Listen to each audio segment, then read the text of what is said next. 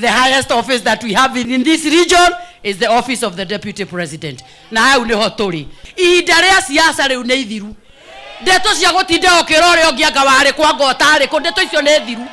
Riu turenda kirima kinyitanu kinyitithania ne deputy president. Orimu wa gutinda okirore ongi ndwari witu we ndwari wa gwitu. Riu turi twaninire horo cio. Riu ithuothe tumetere gathe wa gacagua thutha. Tokiuga riu ne twatiga maundu macio. Together we are. Karanga, we really want to thank God for you.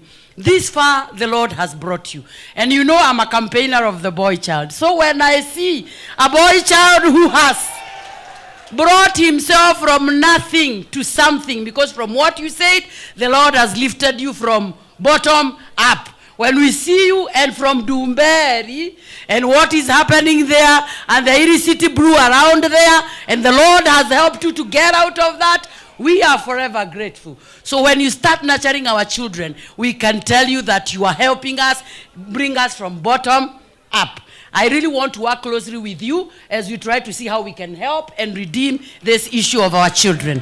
The bottom-up economic transformation agenda, this young man is an example of what that means.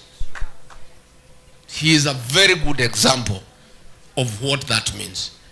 Na ndio saa ile nimemwambia president ninakuja hapa, I explained to him what has happened to this good young man. Akasema that is bottom up. Akanipatia pesa nikuje nikusaidie. Because what we are saying, it is possible for anybody in this country praying to God and working hard and being focused to realize and achieve your dream. And all dreams are valid. And everybody must be allowed to have their dream. So, wewe ndugu yangu focus, will support you. Wajumbe wamesema watakusaidia kwenda America. Will also instruct the ambassador pale, utasaidiwa na utalakiwa kama kiongozi. Because unaenda kuwakilisha nchi yetu. Si ndio? So you carry the Kenyan flag. Finally nikimalizia, wewe bwana Karanga, mimi nataka niseme pongezi. I want to say congratulations for your achievement and for carrying the flag of Kenya high. I want to say pongezi. And we have come here to support you, and we shall support you. Because tukiona historia yako inalingana na yetu. Sasa wewe ulianza kade, sasa unaenda America ku represent Kenya. Umebeba bendera ya Kenya. Na ulianza tu hapo kade hapo Dumberi. Mimi nilikuwa dio hapa, nimepanda, sasa mimi ni deputy president. Sindio? So watu wajue iko Mungu mbinguni.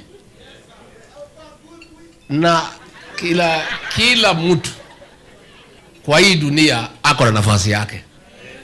Wazungu wanasema every dog has his own day. Hakuna umbwa itakufa bila kupata mfupa siku moja. And what is yours, nobody can. Hakuna. So mimi naona vijana wanaruka ngojeni.